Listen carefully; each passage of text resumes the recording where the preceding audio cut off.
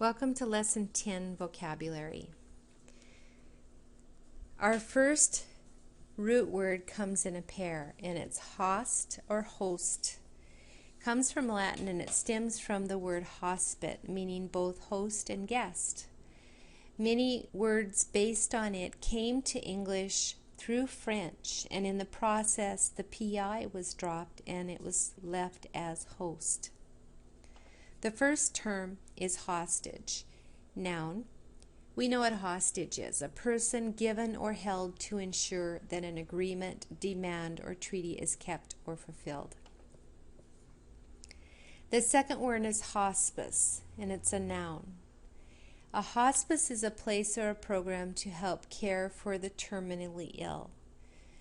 If a person is in the hospital with a long-term illness and the prognosis is not a good one, meaning they're expected to die, many times that individual will be checked out of the hospital and checked into a hospice.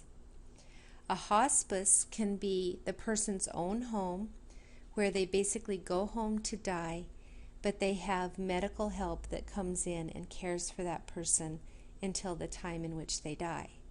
A hospice can also be a program or a place that they check into, like a group home, where they go and they stay there and they have the medical help they need until they pass away. Our third term is hostel. It's a noun, and it's an inexpensive, supervised place for young travelers to stay overnight. We have hostels here in Southern California for travelers.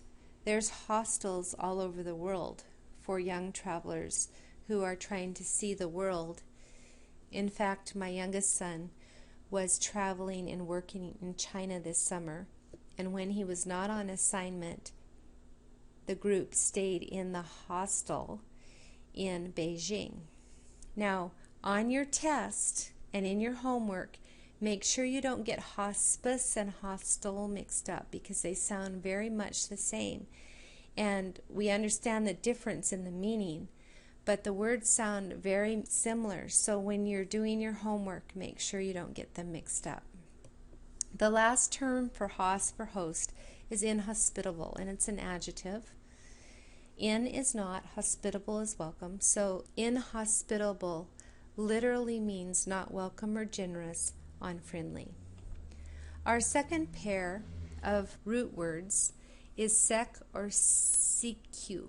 It's really hard to say it without adding it to a word it goes with. But SEQU, sect, comes from Latin and it means to follow. So a sequel follows an original novel, film, or television show.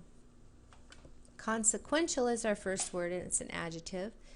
It can mean resulting from, or it can mean important. The student had consequential Saturday school for being tardy several days in a row. Or you could say, none of our discussions so far have been very consequential, but next week we'll have a really important lesson. The second word is execute. It's a verb. Again, we have two different meanings. The first is to carry out or perform. The second is to put to death legally or formally. So let's go back to the first one, to carry out or perform. So say the Huntington Beach Union High School District decides that it wants something done in a very certain way at each of the 7 campuses in Huntington Beach High School District. It is up to the principal, the administration, and the teachers to execute their plan, to carry out or to perform their plan.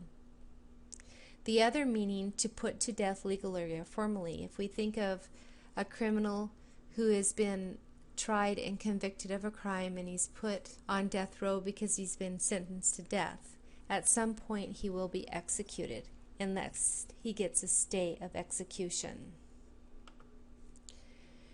The next word is kind of hard to say. Obsequious. You have to break it down. Obsequious. It's an adjective. Excessively submissive, obedient, or flattering.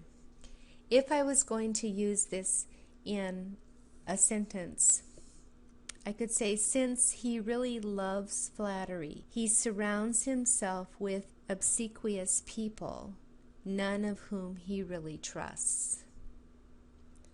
And the last word is sequential. Adjective. It's arranged in the order or in a series, following in a series. So ever since you've been, say, like in 3rd grade, you read a story for English and they'll say, put the events in sequential order. And so you identify them chronologically.